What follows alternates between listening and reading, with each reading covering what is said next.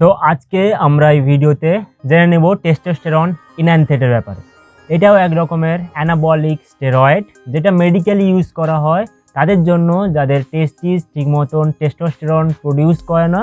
তো এটা basically use করা হয় টেস্টোস্টেরন রিপ্লেসমেন্ট থেরাপির জন্য। কিন্তু মেডিকেলি কেমন ইউজ করা হয় ওটার ব্যাপারে না জেনে আমরা জানবো কেমন করে এটা ফ্যাট লস বা মাসেল বিল্ডিংয়ের পারপাসে এটা ইউজ করা হয়। টেস্টোস্টেরন ইনহ্যান্সেট বেসিক্যালি মার্কেটে যে নামে ইউজ করা হয় সেটা হচ্ছে টেস্টোভিরন ডিপট, যেটা 250 mgতে অ্যাভেলেবেল হয়।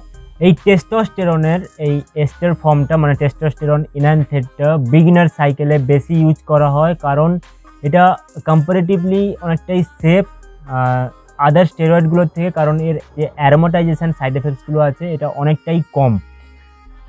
এটার half life period 7 to 8 days। তো উইকে এটা একবার ইনজেক্ট করলেই যথেষ্ট, কিন্তু এটা মার্কেটে 250 mgতে আসে, কিন্তু 250 mg থেকে 750 mg অবধি এটা পার উইক নেওয়া যেতে পারে। কিন্তু যেটা রিকমেন্ডেড ডোজে মেনশন করা আছে মানে 250 mg যতটা রিকমেন্ডেড ডোজের কাছাকাছি ইনজেক্ট করবে ততটাই শরীরের জন্য ভালো। যত হাই ডোজ নেবে ততটাই সাইড এফেক্টে কিন্তু তোমরা সাফার করবে এবং আদার হেলথ ইস্যুসগুলো দেখা দেবে। এই টেস্টোস্টেরন ইনহ্যান্সেটের সবথেকে যেটা ফেমাস বিগিনার সাইকেল মানে যেটা স্ট্যাগ হিসেবে ইউজ করা হয় সেটা হচ্ছে টেস্ট ডেকা ডাইনা। এটা হচ্ছে সবথেকে ফেমাস সাইকেল মানে টেস্টোস্টেরন ইনহ্যান্সেট, ডেকা ডুরাবোলিন আর ডাইনাবল। এই স্ট্যাগটা স্পেশালি বিগিনারদের জন্য ইউজ করা হয়।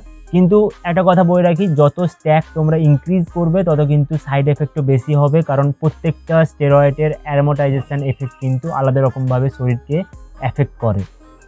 তো টেস্টোস্টেরন ইনহ্যান্সেটের অনেক বেনিফিটও আছে, যেমন এর অ্যারোমাটাইজেশন সাইড এফেক্ট কম, মাসেল মাস খুব তাড়াতাড়ি ইনক্রিজ করে, গ্র্যাজুয়ালি আমাদের ব্লাডে যে টেস্টোস্টেরন লেভেলটা আছে ওটাকে গ্র্যাজুয়ালিভাবে ইনক্রিজ করে, এ নয় কি সাডেনলি স্পাইক করে টেস্টোস্টেরন লেভেলটাকে।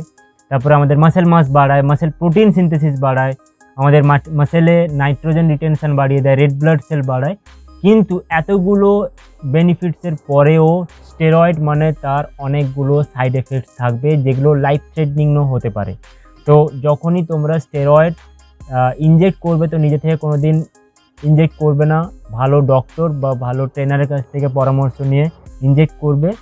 আর সবথেকে বেস্ট হবে যাদের স্টেরয়েড দরকার নেই না করলেই বেস্ট, কারণ যারা কম্পিটিটিভ বডি বিল্ডিং করে তাদের জন্য ঠিক আছে, কিন্তু যারা হেলদি লাইফস্টাইল লিড করতে চাও তাদের জন্য একদমই এগুলো রিকমেন্ডেড না।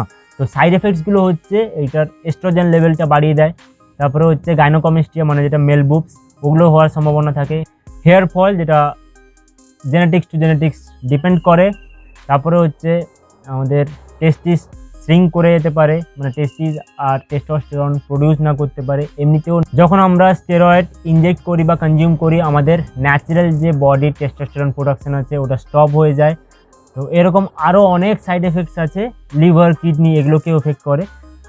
তো এই ছিল একটা ওভারভিউ ভিডিও টেস্টোস্টেরন ইনহ্যান্সেটের ব্যাপারে। কিন্তু ভিডিও লাস্টে একটাই কথা বলে রাখবো, যে কোনো এস্টার তোমরা নাও টেস্টোস্টেরনের বা যে কোনো স্টেরয়েড তোমরা নিচ্ছ সবসময় মনে রাখবে পিসিটি যেন সব থেকে বেস্ট হয়, কারণ পিসিটি যদি বেস্ট না হয় তাহলে তোমরা যে গেইন করেছো বা যে বেনিফিটগুলো তোমরা স্টেরয়েড ইউজ করে পেয়েছো সব কিন্তু লস হয়ে যাবে, আরও সাইড এফেক্টস দেখা দেবে।